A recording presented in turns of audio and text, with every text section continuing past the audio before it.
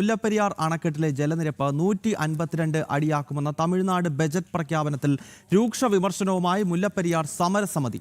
വിദഗ്ധ സമിതിയെ കൊണ്ട് അണക്കെട്ട് പരിശോധിക്കാൻ കേരള സർക്കാർ അടിയന്തര നടപടി സ്വീകരിക്കണം എന്നാണ് സമരസമിതിയുടെ പ്രധാന ആവശ്യം. മുല്ലപ്പെരിയാർ സമരസമിതിയുടെ ചെയർമാൻ ഷാജി പി ജോസഫിനൊപ്പം ഇടുക്കിയിൽ നിന്നും സുബിൻ തോമസ് ചേരുകയാണ്. സുബിന്, ആദ്യം തന്നെ അറിയാനുള്ളത് എത്രത്തോളം വലിയ പ്രതിഷേധം ഈ വിഷയത്തിൽ ഈ സമരസമിതിയുടെ ഭാഗത്ത് നിന്ന് ഇപ്പോൾ ഉണ്ടാകുന്നു എന്നതാണ്. കാരണം ഇതിപ്പോൾ ആദ്യത്തെ ഒരു പ്രസ്താവനയല്ല. ഈ വിജയുടെ നേതൃത്വത്തിലുള്ള ഒരു സർക്കാർ അധികാരത്തിലേറിയതിനു ശേഷം മുല്ലപ്പെരിയാർ വിഷയത്തിൽ കേരളത്തെ പ്രകോപിപ്പിക്കുന്ന രീതിയിലുള്ള പല പ്രതികരണങ്ങളും അവിടെ നിന്ന് മുഖ്യമന്ത്രിയുടെയും മന്ത്രിമാരുടെയും ഒക്കെ ഭാഗത്ത് നിന്നുണ്ട്. അപ്പോൾ സമരസമിതിക്ക് എന്താണ് പറയാനുള്ളത് സുബിൻ?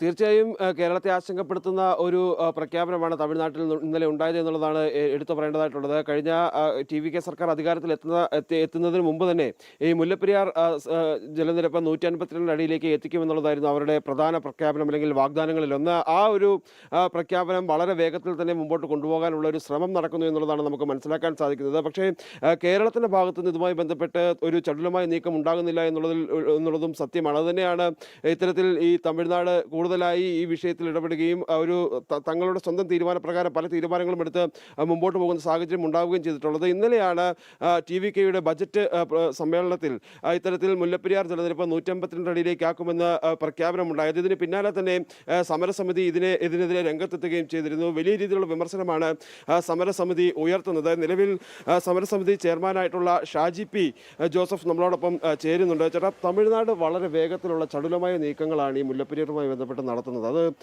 കേരളത്തിന് എത്രത്തോളം ആശങ്കയാണ്, ഇത് നമ്മളെ എത്രത്തോളം അത് ബാധിക്കുന്നുണ്ട്? കേരളത്തിൻ്റെ ഈ വിഷയത്തിലുള്ള മെല്ലപ്പോക്ക് പലവട്ടം തമിഴ്നാട് മുതലാക്കുന്നത് നമ്മൾ കണ്ടതാണ്. എന്തായാലും തമിഴ്നാടിൻ്റെ ഈ പ്രഖ്യാപനം അവർ തീക്കൊള്ളി കൊണ്ട് തല ചൊറിയുന്നതിന് തുല്യമാണ് എന്നുള്ളതാണ് മുല്ലപ്പെരിയാർ സമരസമിതിക്ക് പറയാനുള്ളത്. കോടതി പരാമർശത്തിൽ നിൽക്കുന്ന വിഷയത്തിൽ അവരൊരു ബഡ്ജറ്റ് പ്രൊഫഷനിൽ ഇരു കൂട്ടരും തമ്മിലുള്ളൊരു സെറ്റിൽമെൻറ്റ് ഉണ്ടാക്കാതെ അവരവരുടേതായ രേഖപക്ഷീയമായ നിലപാടെടുത്ത് മുന്നോട്ട് പോകുന്നത് ഒരു കാരണവശാലും തീരത്തുള്ളവർക്കോ കേരളത്തിലെ ജനങ്ങൾക്കോ ഗവൺമെൻറ്റിന് അനുവദിക്കാൻ കഴിയില്ല എന്നാണ് ഞങ്ങൾ വിശ്വസിക്കുന്നത്. എന്തായാലും മുല്ലപ്പെരിയാർ സമരസമിതി ഇതിൻ്റെ ആശങ്ക കഴിഞ്ഞ ദിവസം വകുപ്പ് മന്ത്രി അറിയിച്ചിരുന്നു. അദ്ദേഹത്തിൻ്റെ പത്രപ്രസ്താവന കഴിഞ്ഞ ദിവസം നമ്മൾക്ക് കാണുന്നത് വളരെ ശുഭാപ്തി വിശ്വാസത്തോടുള്ള മറുപടി നൽകുന്നതായിട്ടാണ് കാണുന്നത്. അപ്പം നമ്മുടെ പ്രതിനിധിയെ വെക്കുന്നതിൽ വന്നൊരു കാലതാമസം 5 അംഗ വിദഗ്ധ സമിതിയെ ഉൾപ്പെടുത്തി അന്താരാഷ്ട്ര തലത്തിലുള്ള വിദഗ്ധ സമിതി ഉൾപ്പെടുത്തിക്കൊണ്ടുള്ള ഇടക്കാല ഉത്തരവിൻ്റെ അടിസ്ഥാനത്തിലുള്ള പരിശോധന പൂർത്തീകരിക്കേണ്ട സമയവും അതിൻ്റെ മെൻസ് പൂർത്തീകരിക്കേണ്ട സമയം കഴിഞ്ഞിട്ടും നമ്മളിതിന് കാലാനുസൃതമായി നീട്ടിക്കൊണ്ടു പോയതാണ് തമിഴ്നാട് ഇത്തരത്തിലുള്ള തീരുമാനങ്ങൾ എടുക്കാൻ പ്രേരിപ്പിച്ചതെന്ന് വിശ്വസിക്കുന്നു. എന്തായാലും ഒറീഷ സ്വദേശിയായ അവിടുത്തെ മുൻ ചീഫ് എഞ്ചിനീയറെ ഇതിൻ്റെ സമിതി അംഗമായിട്ട് ഒരു ടെക്നിക്കൽ എക്സ്പെർട്ട് കൂടിയാണ് പുള്ളി. അദ്ദേഹത്തെ നമ്മുടെ കേരളത്തിന് പ്രതിയായി വെച്ചു എന്ന് നമുക്ക് അറിയുവാൻ കഴിയുന്നുണ്ട്. ആശ്വാസകരമെന്നതിനപ്പുറം തമിഴ്നാട് കാണിക്കുന്ന ഒരു വേഗത നമുക്കില്ലാതെ പോകുന്നു.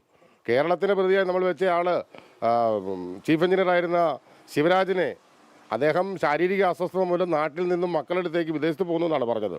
പക്ഷേ അദ്ദേഹം വിദേശത്തൊന്നും അല്ല പോയത്, അദ്ദേഹത്തെ തമിഴ്നാട്ടുകാർ കൊണ്ടുപോയി എന്നുള്ളതാണ് ഇപ്പോൾ നമുക്ക് മനസ്സിലാക്കുവാൻ കഴിയുന്നത്. എന്തായാലും ഒരു അന്തർധാര ഈ വിഷയത്തിൽ കാലങ്ങളായി മുല്ലപ്പെരിയാറിലുണ്ട്. എന്തെങ്കിലും ചർച്ച വരുമ്പോൾ ഈ സമരസമിതിയോ അല്ലെങ്കിൽ ഇതിൻ്റെ മൂവ്മെൻറ്റുകളുമായി ബന്ധപ്പെട്ടവരോ ഈ വിഷയം എടുത്തിട്ടുണ്ടെങ്കിൽ അവരിൽ നിന്നും ശ്രദ്ധ തിരിച്ചുവിടുവാൻ വേണ്ടുന്ന ചില നീക്കങ്ങളൊക്കെ നടക്കുന്നതായി പല വട്ടങ്ങളിൽ ഞങ്ങൾ കണ്ടിട്ടുണ്ട്. അതിൻ്റെ അവസാന ഉദാഹരണമാണ് വണ്ടിപ്പെരിയാർ മുതൽ മുല്ലപ്പെരിയാറിൻ്റെ തീരം മുതൽ ഇടുക്കി ഡാം വരെയുള്ള തീരത്തുള്ള ക്യാച്ച്മെൻറ്റ് ഏരിയയിലുള്ള മുഴുവൻ ആൾക്കാരെ ഒഴിപ്പിക്കുമെന്നുള്ള ഒരു ഉത്തരവ് കഴിഞ്ഞ ദിവസം കളക്ടർ പുറപ്പെടുവിച്ചത്.